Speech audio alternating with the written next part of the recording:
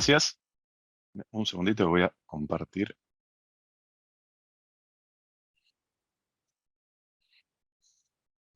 ¿Se ve bien, correcto? Perfecto. Buenísimo. Bien. La Ante todo, muy pantalla, bueno. perdón, la compartiste porque no se veía bien tu video, pero la pantalla, a ver si la puedes A ver, compartir. estaba compartido. Dame un segundito, Sí, entonces. claro. Share screen, secondary share. Ahora sí. Ahí sí, ¿no? Perfecto. Perfecto, sí, sí. Buenísimo. Ahí está. Bueno, ante todo, muy buenos días a todos. Es un placer para mí compartir este espacio con ustedes, espacio del que ya afortunadamente tengo la suerte de venir participando hace algunos años.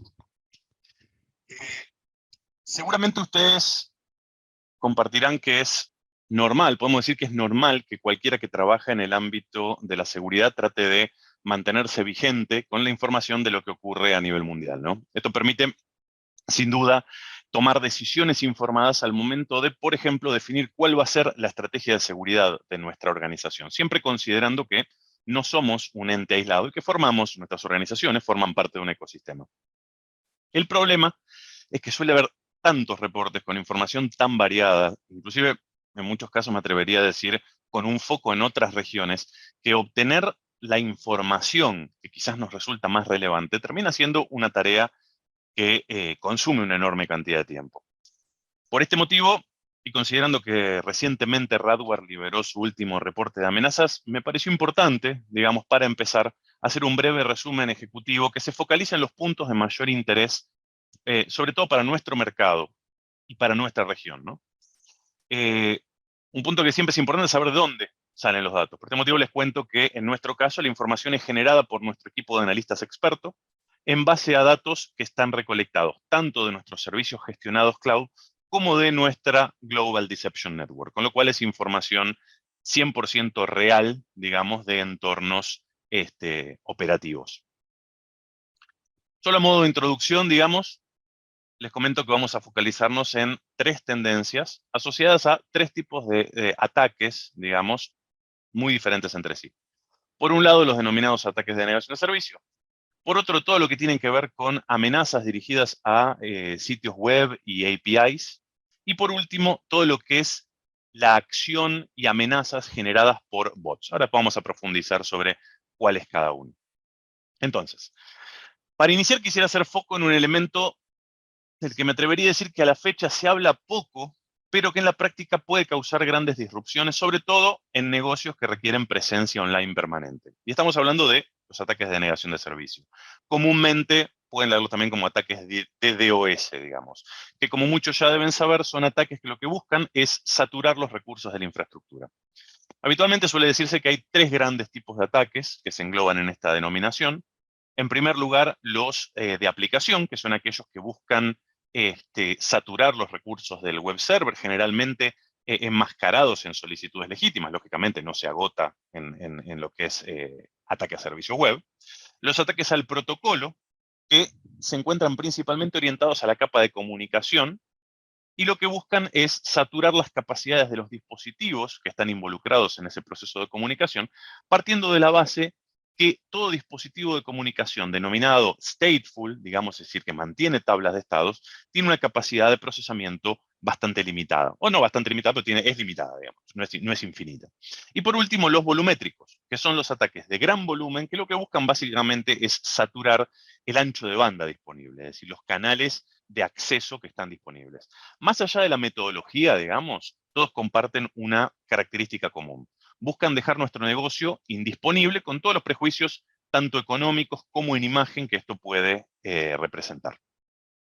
Y acá el problema es que, si bien este tipo de ataques no son algo nuevo, siguen siendo más que vigentes, a tal punto que se evidenció un crecimiento tanto en su frecuencia como en su agresividad. A nivel mundial, los ataques aumentaron casi un 150% año contra año. Ahora, la realidad es que durante mucho tiempo en Latinoamérica vimos este tipo de estadísticas como algo lejano, ¿no? Es decir, pensando que, no sé, son cosas que ocurrían del otro lado del globo, a empresas solo gigantes de Europa y los Estados Unidos y demás. El problema, ¿cuál es? Que según el reporte que les mencionaba, que liberamos recientemente, América fue una de las regiones donde mayor crecimiento se detectó en lo que hace este tipo de ataques, ataques de denegación de servicio. Estamos hablando de un 212% año sobre año, para ser un poquito más precisos. Si comparamos esta cantidad con el 150% promedio mundial, digamos, que habíamos mencionado antes, nos vamos a dar cuenta que los atacantes ya han empezado a poner sus ojos sobre nuestra región de una forma bastante más consistente.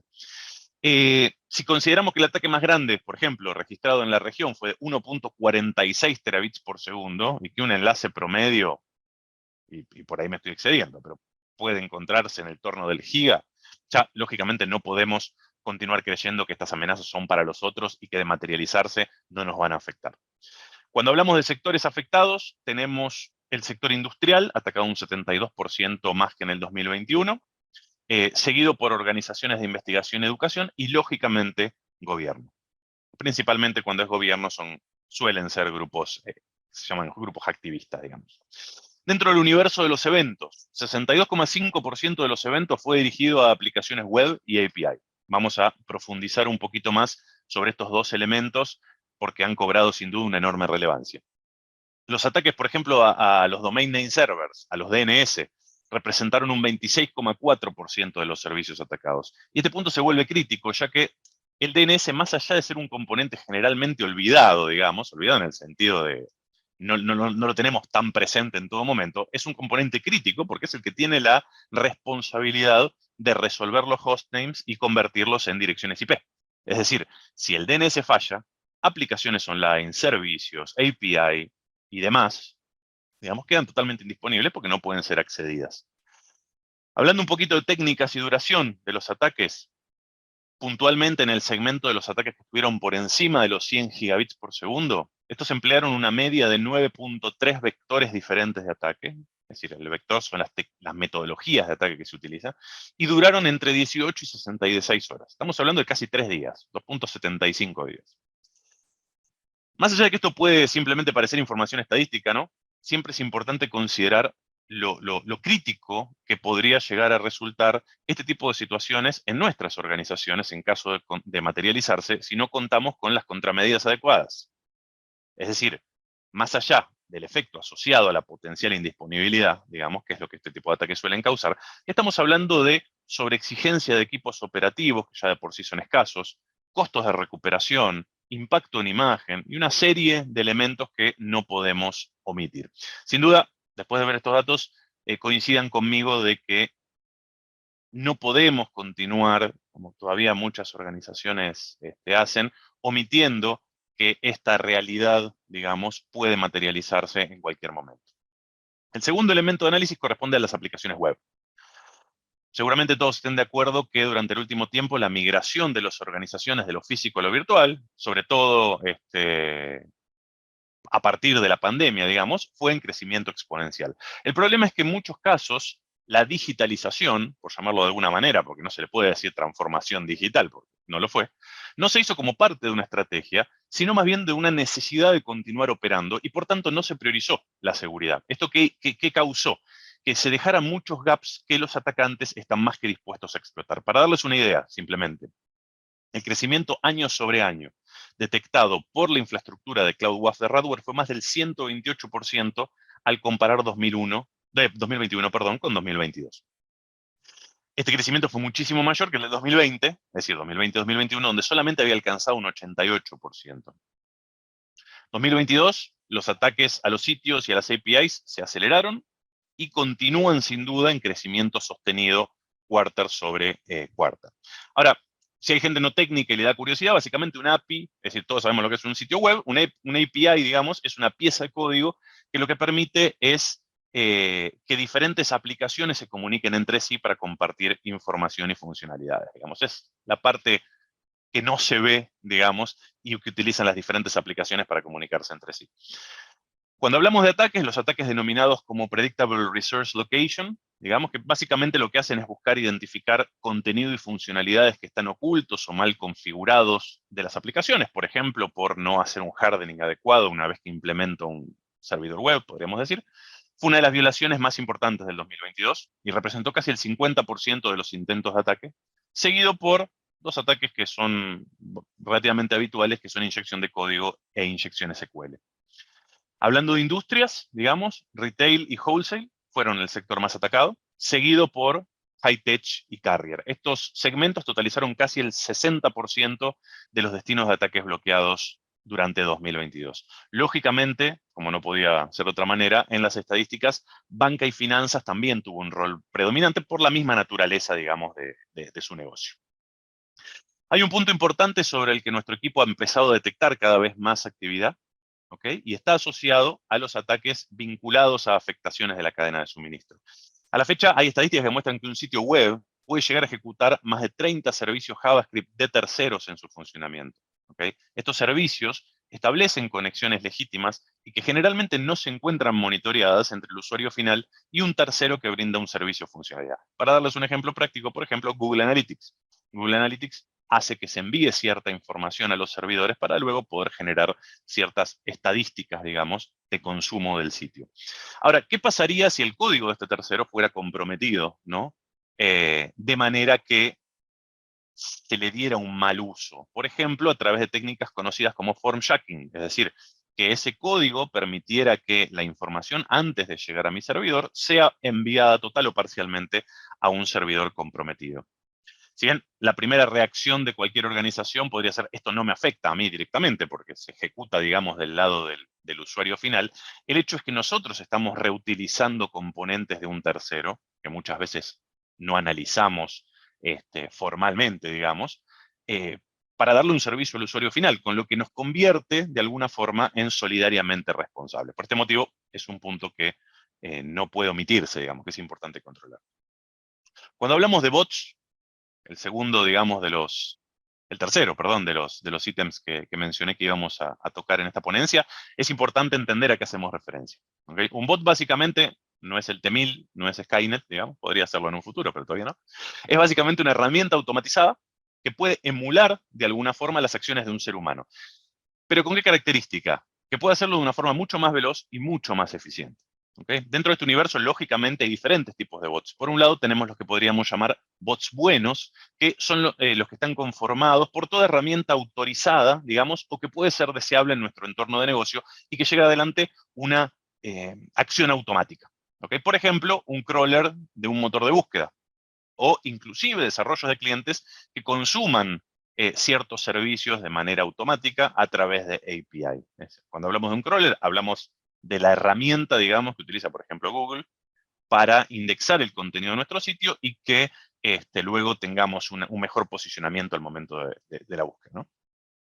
Ahora, además de los bots buenos, tenemos los bots malos, que son aquellos que lo que buscan es generar algún tipo de afectación en nuestro negocio, ya sea robando información, que es lo que se llama habitualmente web scraping, intentando acceder a cuentas para fines malintencionados o generando ataques de denegación de servicio, que también pueden ser generados por bots, que lógicamente tienen consecuencias, entre ellas la afectación potencial de nuestra disponibilidad y el aumento de los costos operativos. A la fecha, casi un 52% del tráfico es automatizado. ¿Okay? Puede parecer poco. Es decir, generalmente no se conoce esta información, pero un gran porcentaje del tráfico de Internet es automatizado, y de ese total un 26% está vinculado a bad bots, es decir, tráfico basura. El problema es que, según las estadísticas, 4 de cada 5 empresas no tienen capacidad real para diferenciar entre ambas. Hay básicamente 4 generaciones de bots, que van desde los más elementales, que son generados a través de código simple y que pueden realizar funciones sumamente básicas, a bots llamados de cuarta generación, que no solo son distribuidos, sino que además pueden replicar el comportamiento humano. Entender esta diferencia es fundamental, porque si bien la detección de bots de primera y segunda generación puede ser relativamente simple, podríamos decir, las generaciones más avanzadas requieren herramientas muchísimo más específicas que utilicen análisis de comportamiento y machine learning para poder realizar identificación y control. A nivel estadístico, se ha registrado un 105% de crecimiento entre el último Q del 2021 y del 2022 en lo que hace a transacciones generadas por bot bots. Porque seguramente sea un tema que Si no han escuchado hablar todavía, empiecen a escuchar y por bastante tiempo. Dependiendo del tipo de negocio y contenido, digamos, existen muchísimos casos de uso para los que pueden utilizarse estos bots maliciosos y que pueden afectar el negocio. Scrapping, por ejemplo, que es básicamente bajarme la información de un sitio, ya sea bajarme el sitio completo para poder montar un sitio de phishing emulando el sitio real, o hasta bajarme todos los precios y el catálogo, digamos, de la competencia para con eso poder tomar alguna acción de negocio. Lo que se llama account takeover, que es el intento de acceso ilegítimo con credenciales adquiridas, partiendo de la base de que los usuarios generalmente repiten sus contraseñas, ¿no? También hay casos en donde se utilizan diccionarios, es decir, el famoso brute force, ¿ok? Y también hay casos en donde se utiliza ya teniendo un login creado con tarjetas de crédito. Se pueden comprar lotes de tarjeta de crédito en la Deep Web y se van probando para diferentes compras estos lotes a través de herramientas automatizadas. Spam de formularios.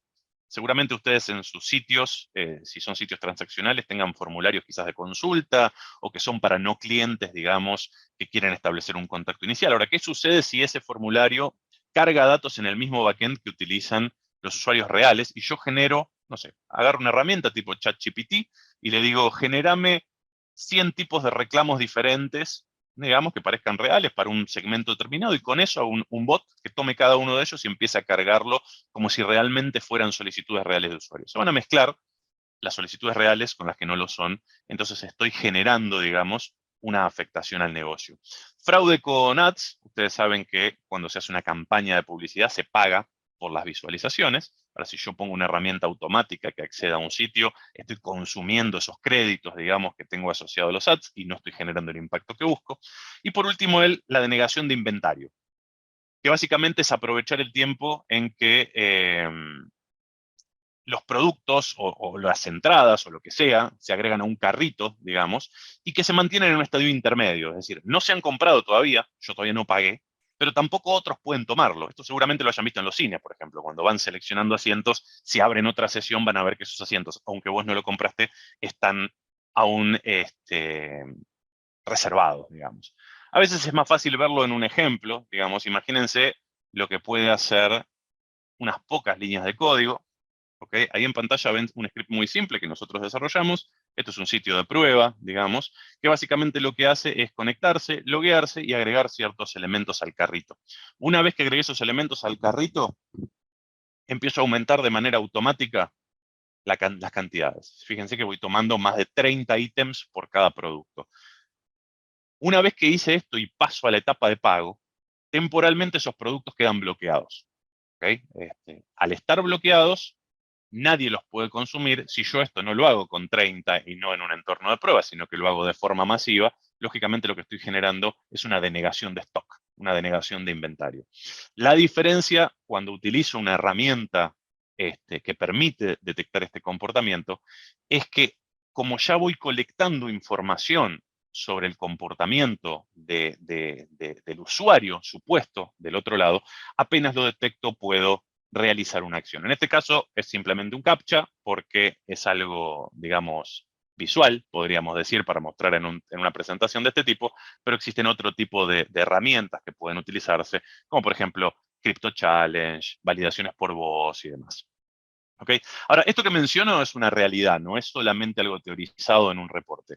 Seguramente, si se hiciera un análisis de sus sitios, muchas de ustedes verían algo como lo que se puede ver acá en pantalla. ¿Okay? Esto es datos de una implementación real, ¿okay? De un cliente que estaba teniendo una situación crítica de consumo. Fíjense que de 51 millones de consultas en un mes, más de 21 millones eran tráfico automático, ¿no? El problema es que esto muchas veces no se ve y se sigue haciendo crecer las infraestructuras para acompañar un supuesto crecimiento del negocio que no es tal. Ahora, más allá de los ataques clásicos que mencionamos, a partir de la guerra de Ucrania empezó a detectarse una nueva metodología que se llama ataque tsunami, ¿ok? Que lo que busca es afectar la capa de aplicación directamente. La particularidad de los ataques de este tipo es que son muy difíciles de detectar con las herramientas habituales, porque lo que hacen es aprovechar un área gris, podríamos decir, que existe entre los diferentes sistemas de protección. Al no ser, es un ataque de negación de servicio, pero al no ser un ataque típico en la capa de red, digamos, la mitigación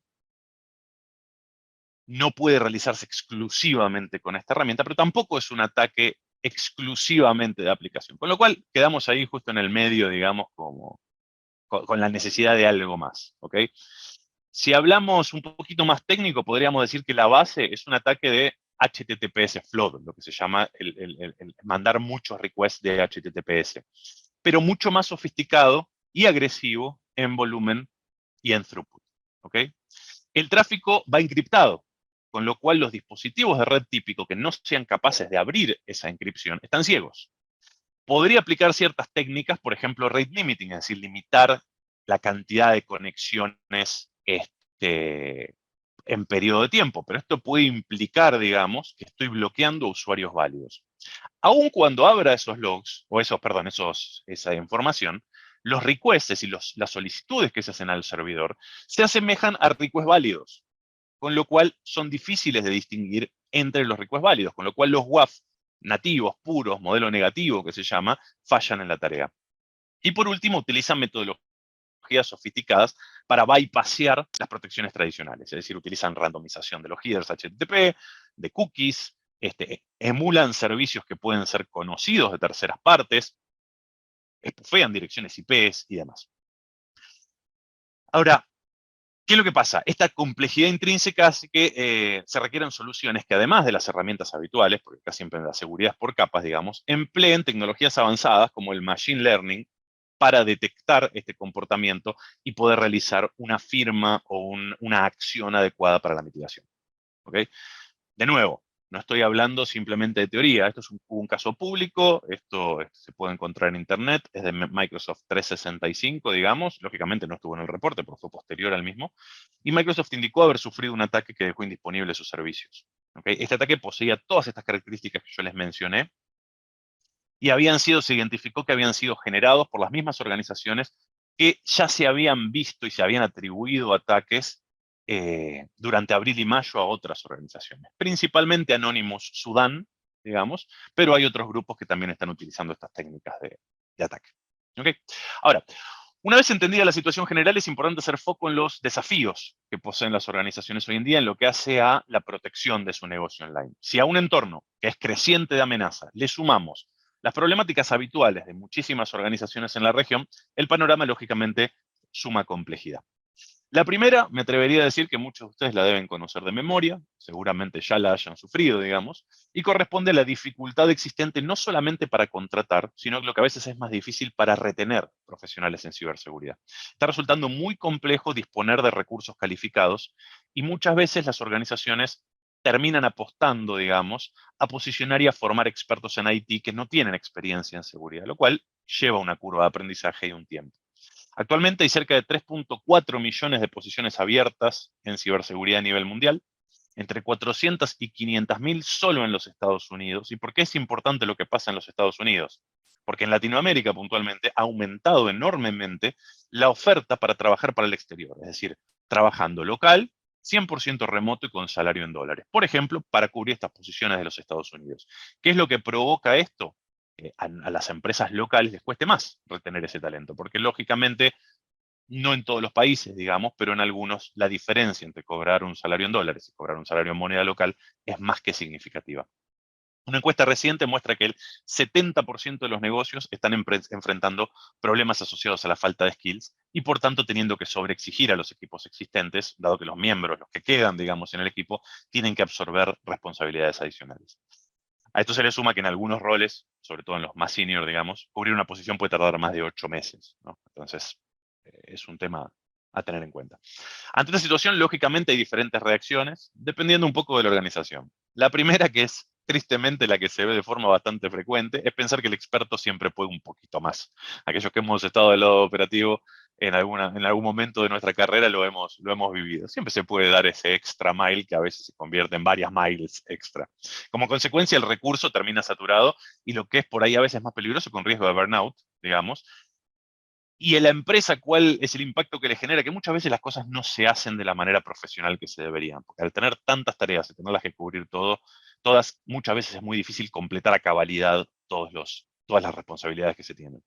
Existen otros que tercerizan recursos o contratan paquetes de horas, digamos, para delegar en el tercero toda esta responsabilidad de encontrar a las personas y reemplazarlas en tiempo y forma en caso de que, por ejemplo, decidan no continuar.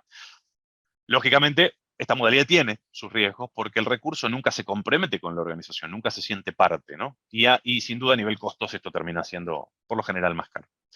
Otra alternativa que se ve bastante frecuentemente es el manejo por proyectos, en donde se delegan tareas puntuales con inicio y fin claro, digamos, a proveedores de servicio. En cualquier caso, acá el tema es que estas son soluciones temporales, son parches. No se pueden sostener en el tiempo, con lo cual hay que empezar a pensar cambios en la estrategia, digamos, y en la manera de ver muchas cosas, cómo hacemos muchas cosas en temas de ciberseguridad para poder paliar estas dificultades. Cuando hablamos del segundo punto asociado al incremento de uso de la nube, podemos decir con certeza que ya las organizaciones no están migrando a la nube, sino que ya se encuentran allí, por lo menos parcialmente, ¿no?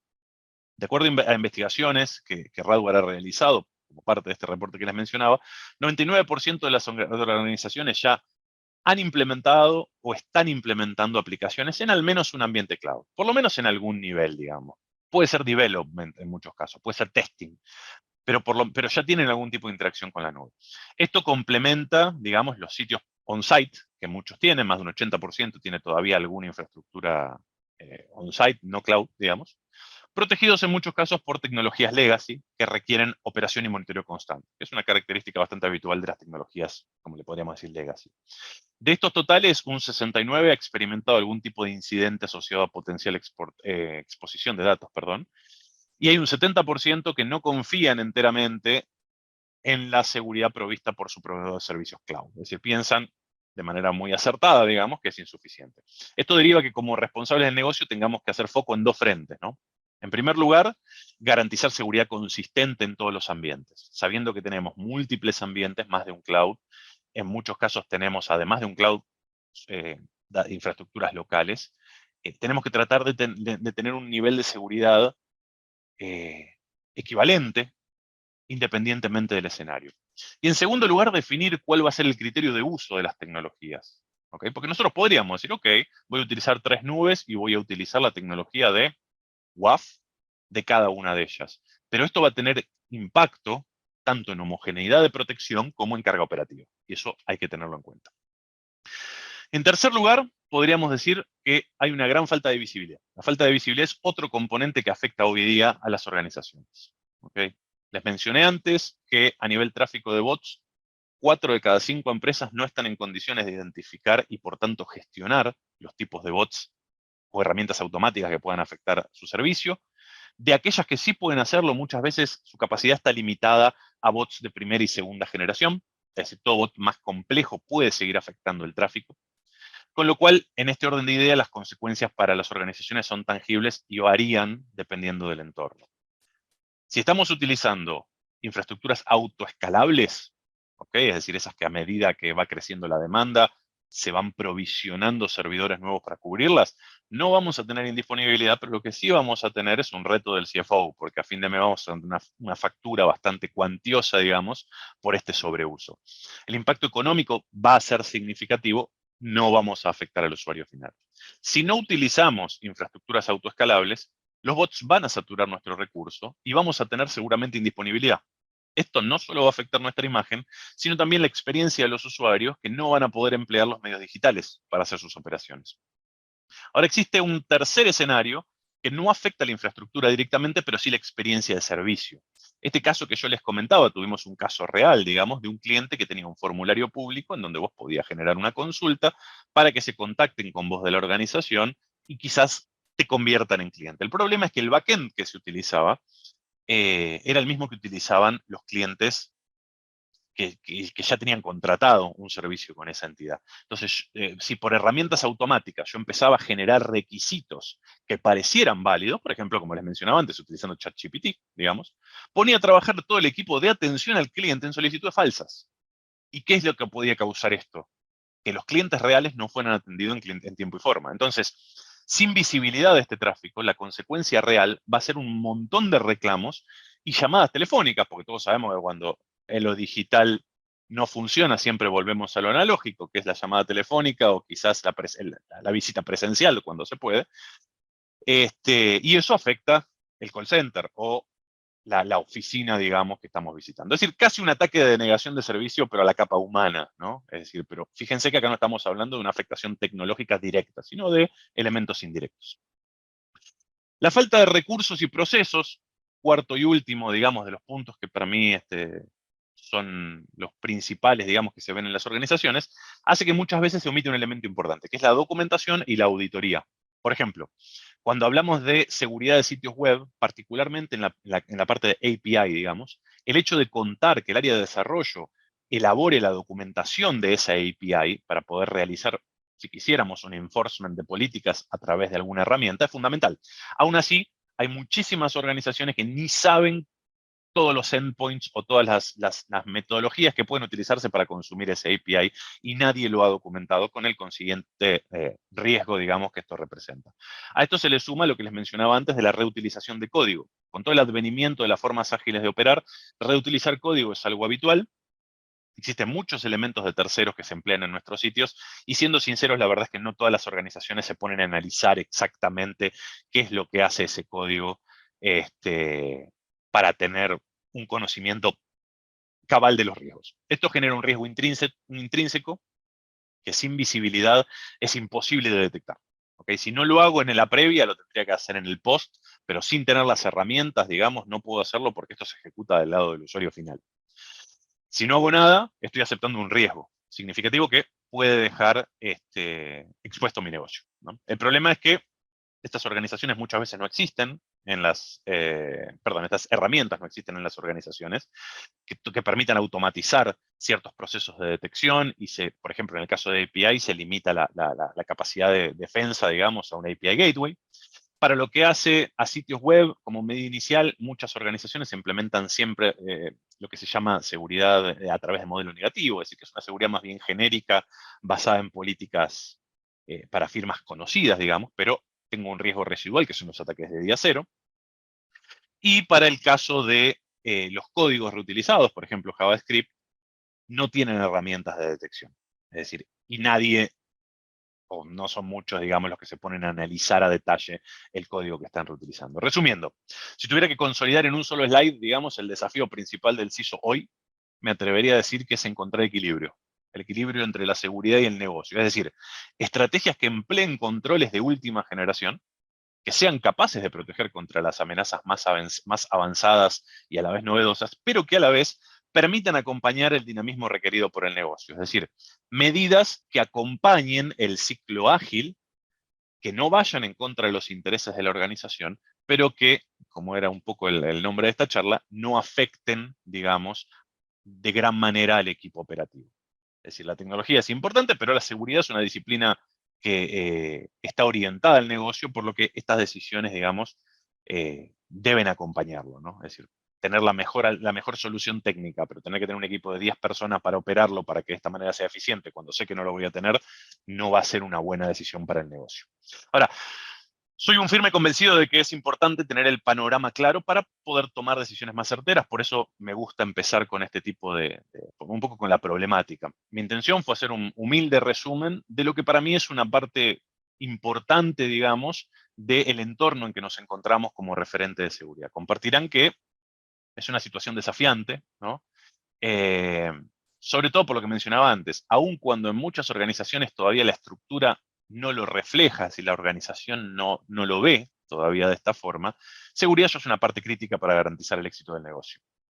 Y seguramente en este punto es donde muchos esperen que vengan los slides con las soluciones milagrosas, ¿no? Esa bala de plata que va a resolver todos los problemas que les mencioné, seguramente también tratando de vender algún producto mágico que cumpla ese fin, pero lamento decirles que no vamos a continuar de esta forma, no existe, soy un firme convencido de que no existe una bala de plata porque cada organización es un mundo y cada mundo tiene decenas de particularidades. Lo que sí puedo compartir con ustedes son algunos criterios, por llamarlo de alguna manera, que he tenido la oportunidad de comprobar que funcionan luego de pasar por diferentes roles y que pueden ayudarnos a ser más eficientes al momento de definir cómo avanzar en el objetivo de lograr la máxima protección con la menor carga operativa.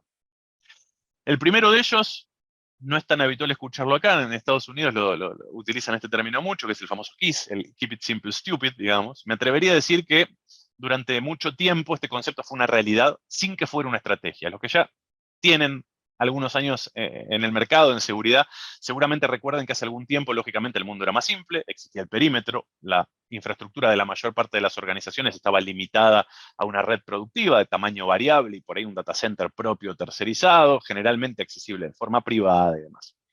El mercado tenía una cantidad acotada de oferentes en lo que a tecnología se refería, por los que quienes querían especializarse tenían caminos bastante claros, ¿no? Al haber menos tecnologías, los especialistas elegían una de ellas y lo vivían casi como si fuera una carrera. Podríamos decir que en aquel momento especializarse no era fácil, sin duda los exámenes eran muy exigentes, pero era simple, porque yo tenía una cantidad acotada de caminos. Hoy en día todo cambió. Si a un entorno multinube le sumamos la infinidad de soluciones del mercado que atacan la misma problemática, van a coincidir que es muy difícil encontrar un experto que sume los skills que necesitamos para nuestro ambiente. Entonces, cuando hablamos, por ejemplo, de soluciones de balanceo de carga o de WAF, todas las nubes tienen su solución y todas esas soluciones son diferentes. Entonces, los expertos que antes teníamos se empiezan a diluir y se tienen que empezar a convertir en conocedores de todo. El problema con esto es que, salvo que la estructura operativa esté adecuadamente dimensionada, lo que no suele ocurrir en el día a día, que de manera que cada especialista se pueda focalizar en determinados temas, se termina haciendo lo mínimo indispensable, podríamos decir, para cumplir los objetivos sin sobrecargarse, con lo que la consecuencia directa es que la seguridad termina siendo deficiente. En este punto es donde se vuelve fundamental, digamos, contar con tecnologías que puedan ser cross a todas las plataformas. Entonces, yo puedo continuar especializando a los expertos en una única solución y ampliarlas en todos los ambientes. De esta manera, un poco se recupera esta especialización que se estaba perdiendo, se garantiza un proceso de diagnóstico más veloz, porque ya tengo experiencia en campo y no casos aislados con herramientas diferentes, y desde el punto de vista de la operación, podemos garantizar cierta homogeneidad en la protección de todos los ambientes. Ahora, esto llevado a seguridad también implica que además voy a poder recolectar información de cada punto que va a ser similar y por tanto más fácil para correlacionar, lo que nos va a dar una capa extra, digamos, de visibilidad y control sin un esfuerzo tan significativo. El segundo es focalizarse en las relaciones. Más allá de que aquellos que somos partes de un fabricante determinado podamos decir, la brecha entre los principales líderes de mercado en cuanto a funcionalidades es cada vez menor. Estamos hablando de líderes, digamos, en una determinada disciplina. Dentro de las marcas principales vamos a encontrar funcionalidades diferentes, sin duda, pero que no siempre son motivos suficientes para que un decisor justifique su decisión. Esto hace que empiecen a jugar otros factores al momento de la toma de decisiones que a lo quizás no se les daba tanta importancia cuando para una tecnología existía una sola marca líder que indiscutiblemente era la que el CTO iba a querer. Cuestiones como el soporte en idioma nativo, SLAs comprometidos y lógicamente medidos, disponibilidades garantizadas y sobre todo, me atrevería a decir, la proximidad humana de aquellos que representan a la marca es fundamental. Formamos parte de empresas, pero las relaciones siguen siendo entre seres humanos. Muchas veces el WhatsApp, más allá de que no es lo correcto, digamos, a nivel procesos, el WhatsApp es una herramienta mucho más eficiente que el CRM, digamos, y tener ese contacto que te facilite ante una situación crítica el proceso es muy valorable, digamos. El hecho de saber que tengo un equipo de fácil acceso, que me va a hablar en mi idioma, que a veces, muchas veces parece un tema menor, pero cuando estás en el medio de un incidente no querés ponerte a hablar en inglés, es decir, con alguien que está en algún lado del mundo, es un diferencial, ¿no? Y esto es lo que tenemos que valorar y buscar en nuestros socios tecnológicos, porque impacta directamente en la calidad de mi operación. Tercer concepto, recycle the box, digamos. Durante mucho tiempo fuimos fanáticos de tener equipos on-premise, ver las lucecitas de colores, tener algo ahí tangible para que el CFO pudiera justificar que el dinero que le pedimos estuvo bien invertido, por lo menos invertido, digamos. Era algo, digamos, importante. Lo cierto es que esto venía de la mano con otras cosas, de las que no se hablaba tanto, digamos. RMAs, demoras en las entregas, uso de espacio y energía, entre otros tantos elementos que podríamos enumerar. Costos que muchas veces no se consideraban al evaluar la implementación de una solución. Si bien es cierto que durante mucho tiempo la calidad y la granularidad de las soluciones on-premise era extremadamente superior a cualquier tipo de solución SaaS, hoy en día esto ha cambiado totalmente. Podemos encontrar soluciones de mercado, como la que Radware ofrece, que poseen aún más funcionalidades en su versión cloud que en su versión on-premise. ¿Esto por qué? Porque una de las ventajas del cloud es su capacidad de escalar a necesidad. Entonces hay herramientas que son muy novedosas y que se utilizan para la detección, como el Machine Learning, que son extremadamente intensivas en el uso de recursos y por tanto no pueden ser habitualmente aprovechadas en toda su extensión en un hardware de propósito específico. Ahora, cuando voy a un SaaS, esto cambia diametralmente, porque lo soporto en una infraestructura que tiene una capacidad de crecimiento, podríamos decir, prácticamente ilimitada. Va a haber escenarios, lógicamente, como por ejemplo si queremos hacer un balanceo de enlaces, en donde el on-premise termina siendo la única solución. Pero en todos los demás casos, si ya no lo hemos hecho, empezar a considerar soluciones SaaS, soluciones en la nube, para lograr un determinado fin, para establecer un determinado control, puede ser una buena alternativa para lograr eficiencia. ¿Okay? Considerando que los riesgos de este tipo de implementaciones son prácticamente inexistentes. Foco en la auditoría, foco en auditar, digamos. Me atrevería a decir que el rol de los expertos de seguridad en las organizaciones fue cambiando a lo largo del tiempo. Antes se limitaba a gestionar una tecnología, o múltiples, digamos, y que nos odiaran porque éramos los que bloqueáramos los accesos. Hoy vamos mucho más allá. Hay temas de compliance, de participación durante auditorías, de participación directa en el ciclo de desarrollo de un proyecto, de gestión de terceros, de operación. Es decir, hay muchísimas responsabilidades que un experto puede tener. Lógicamente, no deberíamos consolidar, como hablábamos antes, ¿no? En una persona tantas tareas tan diferentes, pero la realidad es que en Latinoamérica este multitasking, digamos, es algo habitual. Por este motivo, este último tiempo, vemos que ha crecido mucho, digamos, el uso de servicios provistos por terceros, porque el tercero no se hace solo cargo del día a día, sino también de todos los procesos que generalmente uno no considera cuando hace un análisis. Reemplazar y crecer el equipo operativo, mantenerlo capacitado, certificarlo, cubrirlo ante indisponibilidad, en fin.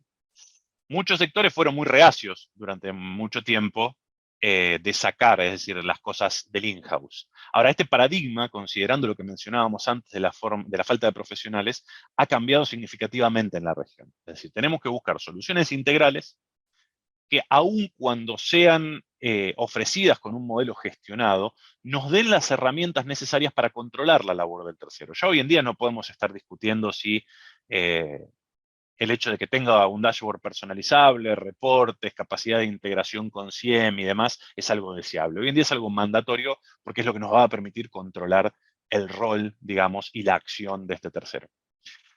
No olvidarse del TCO. Si bien es algo que puede parecer obvio, nunca está de más repetirlo. El TCO no es solo el costo de la herramienta, digamos, hay elementos accesorios que muchas veces no se tienen en cuenta y que son importantes. ¿Cuántas horas de mis especialistas me va a llegar personalizar esta herramienta? Cada vez que haya un cambio, ¿cuántas horas voy a tener que dedicar? ¿Qué visibilidad voy a tener para que la carga de mi equipo sea menor? Son muchísimas preguntas que todas tienen un factor en común: dinero. Existen muchísimas soluciones que son líderes de mercado, que son excelentes en su protección, pero que están orientadas a organizaciones que tienen un equipo de gente dedicada a gestionarlas. No podemos omitir estos costos cuando hagamos el análisis para definir cuál va a ser el control que vamos a emplear. Y por último, darle capacidades al experto, ¿no? Es decir, la tecnología complementa al ser humano. Estas capacidades de detección que muchas herramientas pueden llegar a tener le van a dar más valor a la labor del especialista. Mencionábamos el problema de la falta de documentación y las herramientas que pueden detectar comportamientos atípicos en base al comportamiento. En este caso estamos hablando de ciertas soluciones de seguridad, pero esto se hace extensivo, digamos, a todas las tecnologías y controles que nosotros podemos emplear. Contar con capacidad de discovery se vuelve fundamental. Por ejemplo, hablábamos de la falta de documentación de las API. Si yo tengo una solución que además de identificar, digamos, los consumos, puede exportar esa información para que el área de desarrollo a partir de ahí empiece a hacer su trabajo de documentación, estoy generando un doble valor. Estoy aumentando mi nivel de seguridad de manera reactiva, se podría decir, porque no tengo la información necesaria para personalizar todo como corresponde, pero también estoy generando un valor agregado para que el área de desarrollo pueda empezar a alinearse a buenas prácticas, ¿no? Entonces, la labor humana es fundamental, va a seguirlo siendo, pero hay que complementarlo. Por último, algo que va muy de la mano con lo que ya hablábamos, que es la elasticidad. Tiempo atrás adquiríamos cajas sobredimensionadas para estar cubiertos ante crecimientos futuros. Estos equipos tardaban años en amortizarse. Esto implicaba tomar decisiones a veces poco eficientes, es decir, tenía que comprar algo, pagarlo hoy, porque por ahí utilizaba en 2 años. Hoy en día existen modelos muy elásticos, modelos de licenciamiento que permiten crecer conforme el negocio crezca y que en muchos casos inclusive se complementan con leasing de dispositivos, de forma que todos los elementos están basados en OPEX. Entonces, de esta manera, ante la necesidad de crecer o de crecer, no termino teniendo un pisapapel extremadamente caro. Entonces, hasta acá los puntos que considero que son de interés para poder balancear la ecuación y lograr de la mejor manera el equilibrio. Lógicamente no va a existir una receta única, porque como dije antes, todas las organizaciones son distintas, pero sin duda creo que los puntos que discutimos hoy pueden servir como punto de partida para cuestionar quizás algunas convicciones que aún muchos sostienen, y a partir de este cuestionamiento lograr un sistema, digamos, más eficiente que sea capaz de enfrentar los desafíos actuales y futuros sin que esto afecte nuestra estructura operativa de una manera irreversible, ¿no? Así que bueno, les agradezco muchísimo la oportunidad de compartir de este espacio con ustedes. Si alguno tiene interés de tener mis datos, escanea el QR, ahí les van a salir todas mi información Perfecto. de contacto. Un placer, Martín, realmente muy claro tu exposición, muchos datos y just in time, así que maravilloso el manejo del tiempo. Acá tenemos una consulta de Pedro Ramírez que comenta, sin lugar a dudas, uno de los desafíos es internalizar y culturizar estas actividades y que estos temas estén incorporados en los directivos que toman decisiones como parte de la agenda empresarial y no la de apagar incendios. Es tal cual, era un Correcto. comentario. Sí, sí. A ver si hay otro conocimiento, otra pregunta. Acá nos pregunta Natalia, ¿qué conocimientos básicos debería tener el personal de tecnología para poder mejorar en la detección de estas amenazas? Yo creo que existe una serie de conocimientos básicos, dependiendo, digamos, del rubro que cada experto se encuentre, y que todos parten. Hola. Se te fue el audio, ¿Volvió? Martín. Ahí volvió. Hola, hola. Ahí está. Volvió. No, lo que decía es que creo que la awareness es fundamental, digamos. Muchas veces no se le da el foco que se necesita para que todas las áreas, no estoy hablando solamente de las áreas técnicas, estoy hablando de un comercial. Es decir, un comercial que comparte su contraseña con otro porque está de vacaciones para que le apruebe una cotización, digamos, es un riesgo para la organización. Entonces, el awareness es algo fundamental. Cuando vamos a soluciones tecnológicas, digamos, o allá a entrenamientos más técnicos, como les dije, hay sitios que muestran todas las diferentes capacitaciones, certificaciones y demás que existen en el mercado. Es muy difícil que todos tengan un CISM o un CISA, sería ideal, digamos, pero la realidad es que para cada nivel hay que definir planes específicos que los ayuden a desarrollar sus funciones. Y en el caso de desarrolladores, desarrollo de código seguro; en el caso de gerentes, digamos, mejores prácticas para el manejo de su información confidencial y demás. Pero todo parte, digamos, de un plan de awareness adecuado que se alinee a las necesidades de cada quien. Fantástico. Bueno, nuevamente, Martín, un gusto tenerte. Una presentación muy numérica y con mucho dato, así que muchísimas gracias. Un gusto. Muchísimas gracias a ustedes.